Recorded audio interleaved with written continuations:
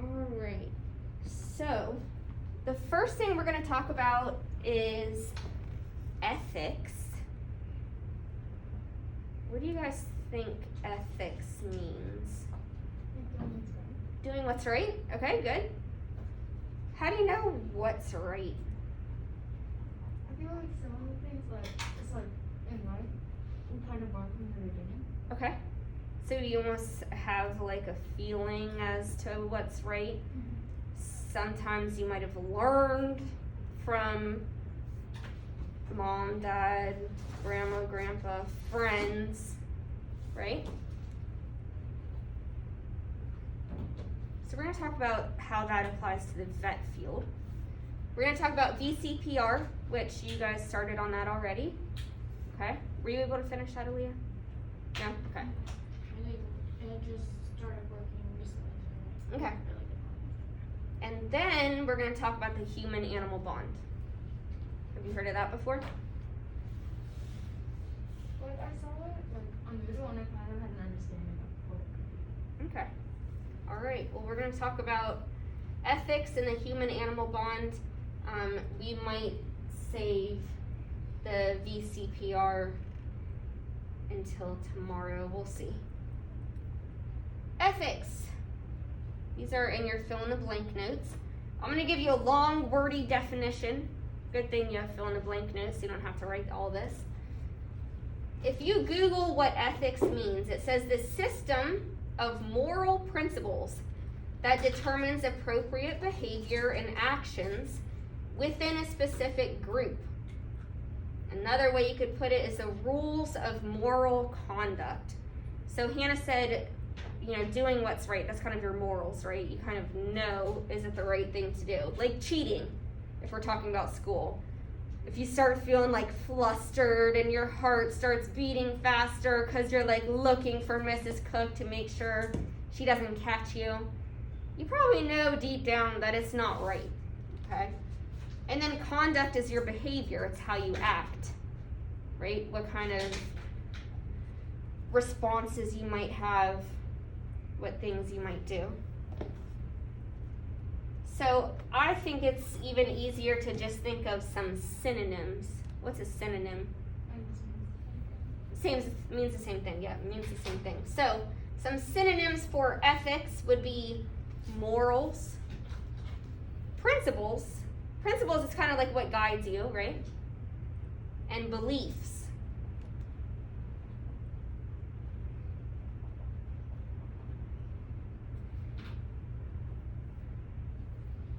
So now we're going to relate this to the vet field.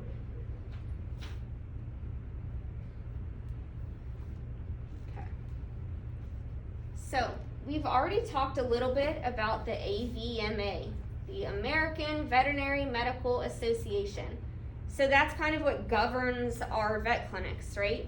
Especially the veterinarians, that organization that guides them. So what AVMA has done is it has set some standards, some guidelines that veterinarians and therefore vet clinics, right, because they are supervisors, should follow.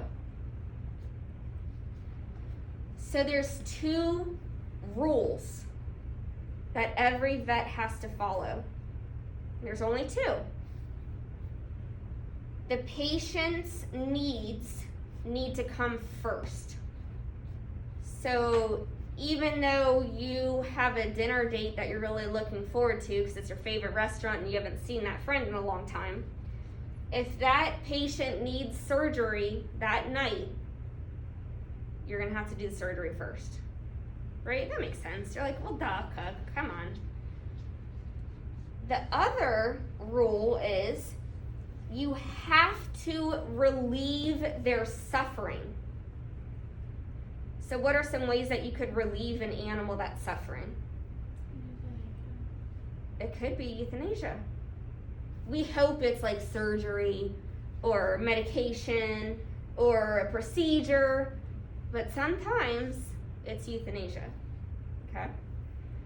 If you meet their needs and relieve any suffering, then you are practicing ethical medicine, okay? So as a vet, you're given a little bit of freedom.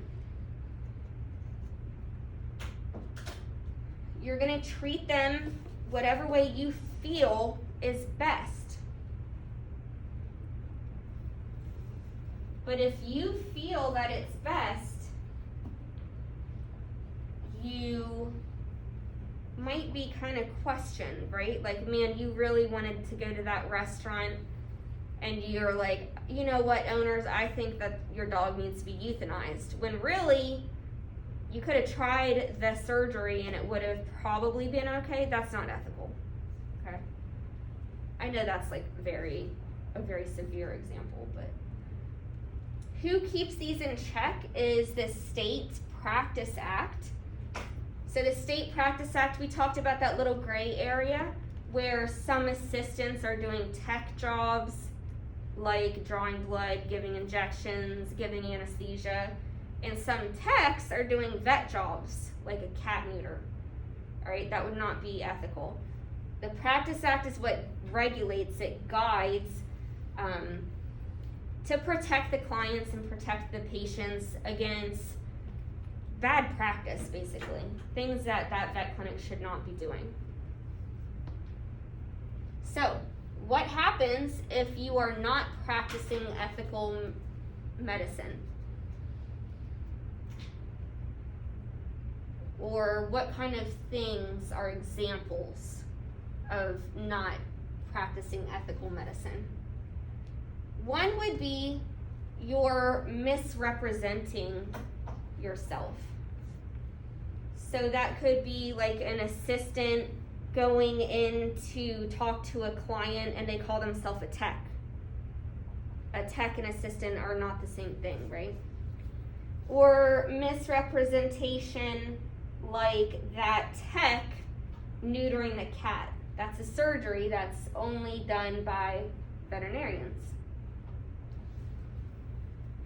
If you are, I don't know if you've heard of this word slander.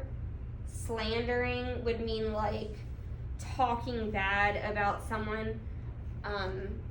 But in this case, it's about other professionals. So if someone comes in and they're like, oh my goodness, this vet at so-and-so clinic, they don't know what they're doing and they did all this bad stuff to my animal. And you're like, oh my gosh, I know, they're so terrible. You are slandering that veterinarian. You may think the same thing. You may think they're a terrible vet. You may know they're a terrible vet. But when that client is trying to bash that vet with you, all you say is, wow, I'm really sorry to hear that you feel that way, or I'm really sorry if you had those experiences. I'm glad you're here with us now. Something like that. That's not slandering. You just zip it, okay? Violating confidentiality. That would be like putting on Facebook about this kitten that was abused and having a picture of it, or having even the pet's name and especially the owner's name. Any identifiable information.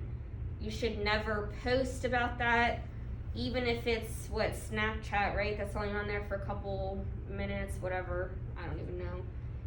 Talking about it to someone, using that information is violating confidentiality, okay? Practicing below the standards of care.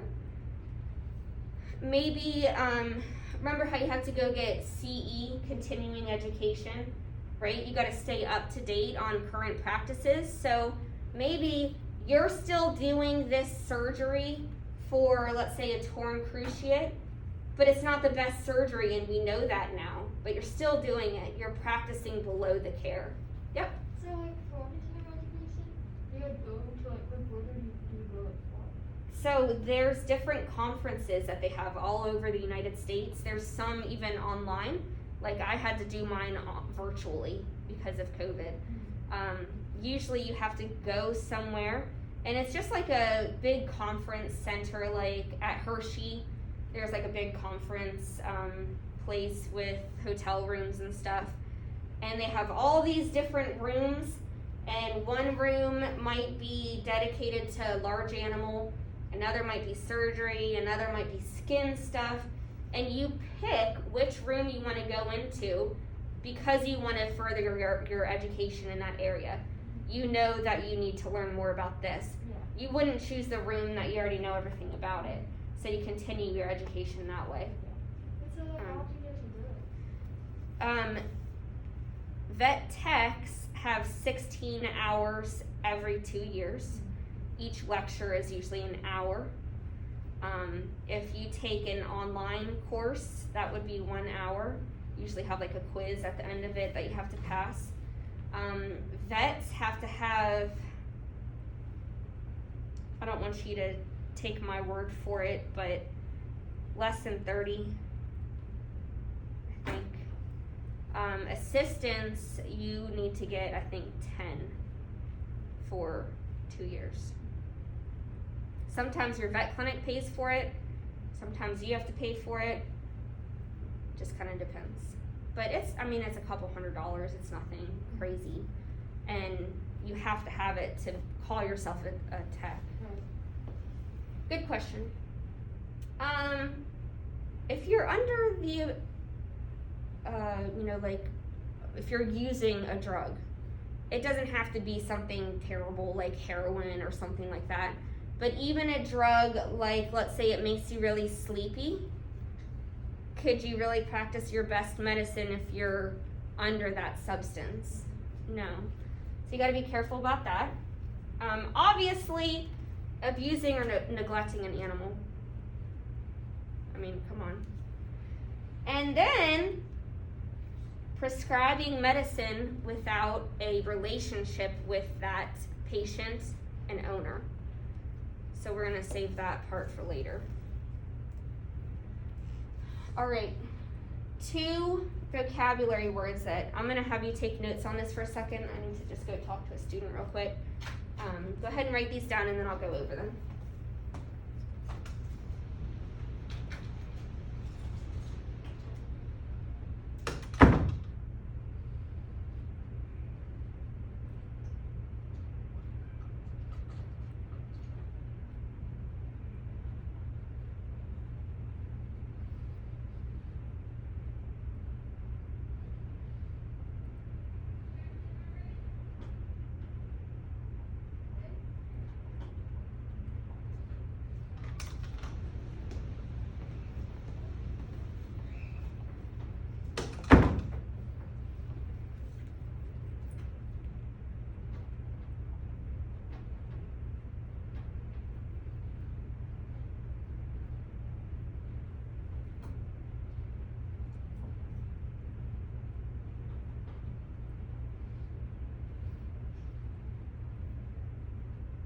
Alright, so these are a little bit similar.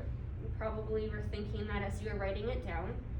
We have 2 things. We have malpractice. You know what mal means? Below, bad. Yep. And then negligence. Malpractice is worse than negligence because malpractice is working below where you should be.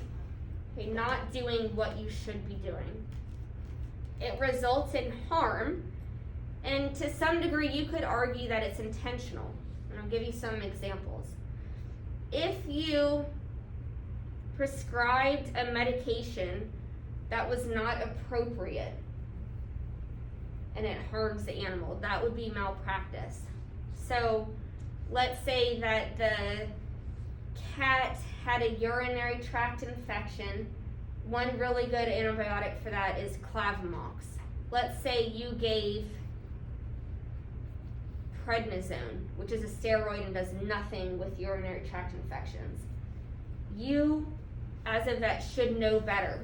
You should know better than that. You should know pred does not treat urinary tract infections.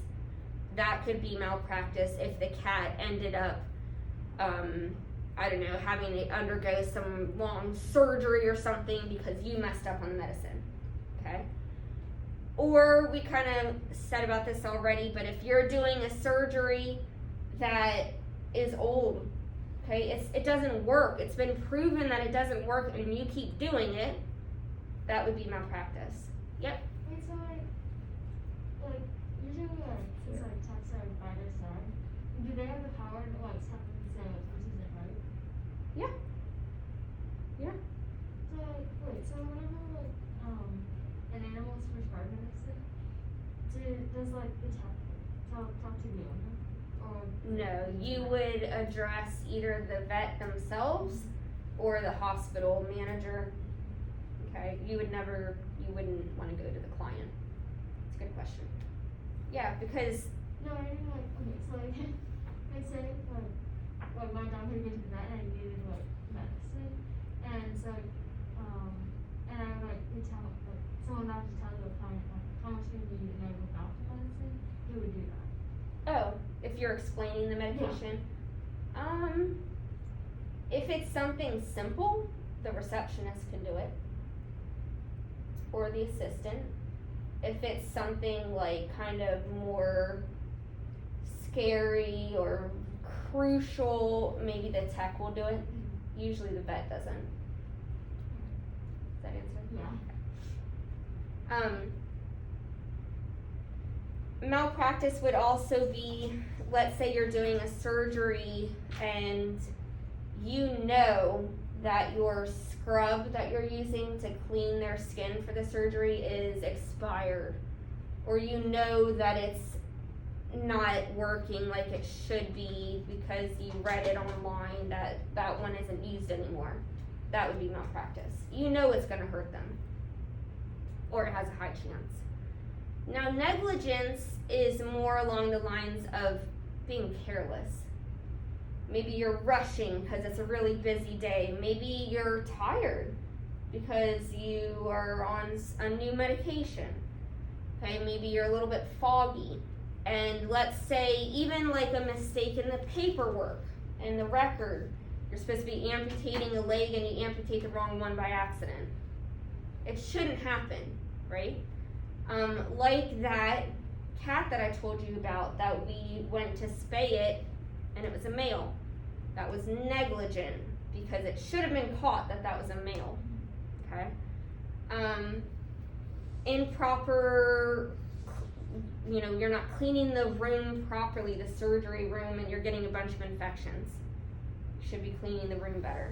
So that would be negligence. It's not that you did it intentionally, but you're a little bit careless.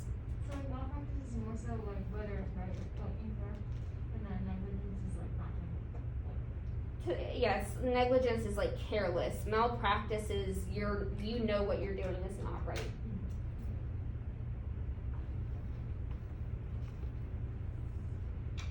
So what happens if you are found to be negligent, or if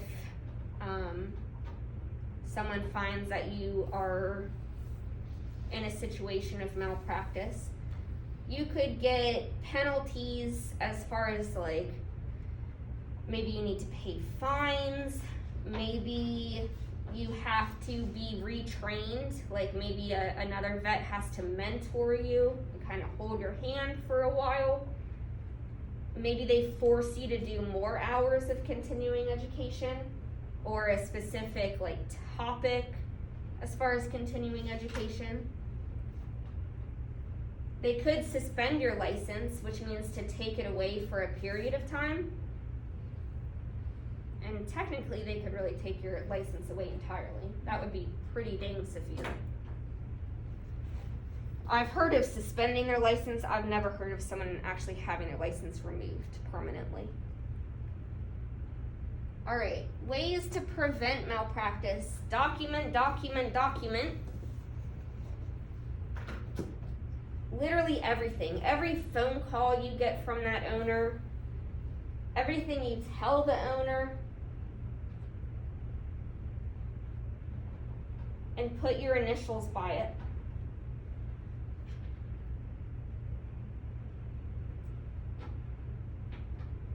Make sure you have consent forms. That says content. It's supposed to be consent. I give consent for you to euthanize my animal. Could you imagine if you didn't have that form filled out? and they come back and they're like, I didn't know you were gonna kill my dog. Well, you signed the form right here. Ooh, no, you didn't sign the form. Consent to do a surgery. You know, them understanding what you're going to do. Like, spay my dog. What? You mean she can't ever have puppies? That's what I was going to use her for. I didn't know what a spay really was. I know you think that probably sounds silly, but it could happen very easily. Estimates, that's like a educated guess on how much this procedure or hospital stay is going to cost. That way the client can't come back and say, well, I had no idea that it was going to be this much money. And if they say, it doesn't matter how much money, I want to do it, and then they end up not being able to pay for it, you should have documented, hey, I offered them an estimate and they said no. In our clinic, we literally, even if they said no, we would still give them an estimate just to cover ourselves. Lock up. Lock the windows, the doors, the drug cabinets, so that no one can have access to those substances.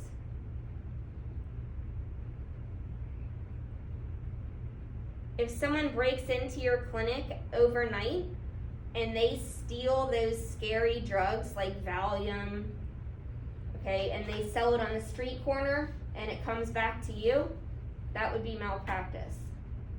Because you knew that those drugs are abusable and you left that cabinet unlocked, okay? Or someone in your practice, we'll just say receptionist, was a substance abuser and they were able to get entry into that cabinet and they ended up dying. That's on you because you left it unlocked, okay? There's scary stuff in those cabinets. You'll talk more about that as a level 2. Leashes and carriers for pets. So you don't want a dog fight in your reception room, right? You don't want a cat to get loose in the parking lot, right? So having some sort of control and restraint for all your creatures coming and going.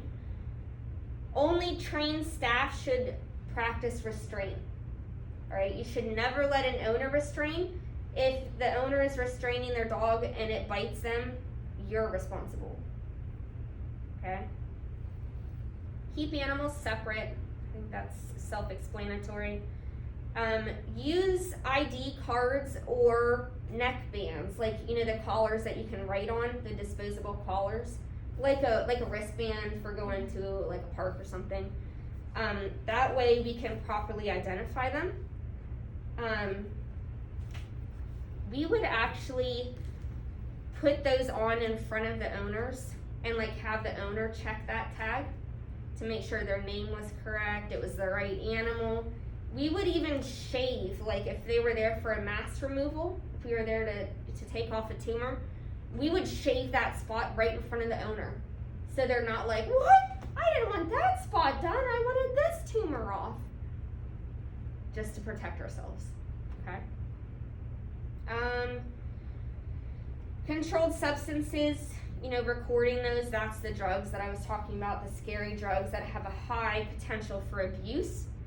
And then check for safety hazards, like the wet floor sign would be a safety hazard. And a client slipped on the floor because you didn't have a wet floor sign. That's your fault. It's a lot to think about. All right, that's it on ethics.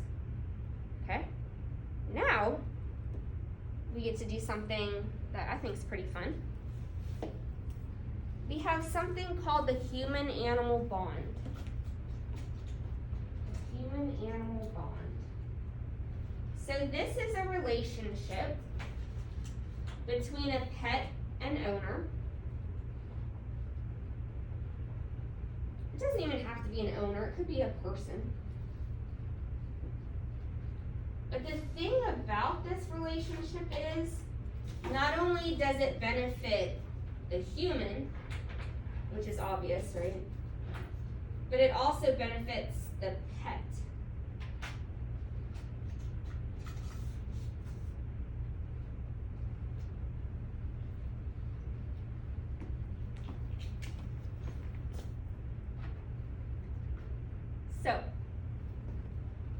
pull up a picture here.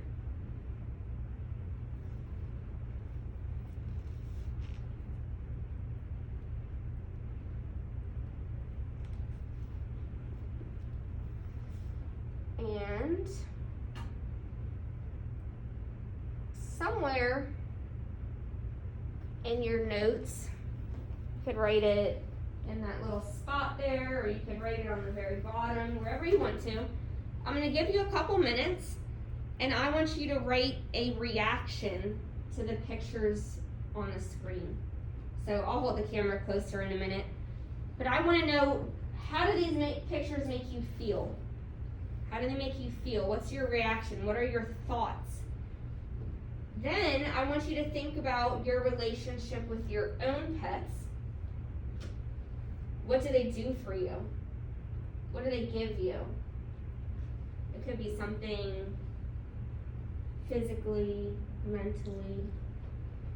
And the last one is, have you ever heard any stories on like major experiences between a pet and a person? A book you've read, a story that you heard from a friend or family member. So I'm going to give you a couple minutes to do this. And you guys at home, I'm going to pause this and do this as 2 videos so that I'm not using too much space. Here's one picture. Here's another picture.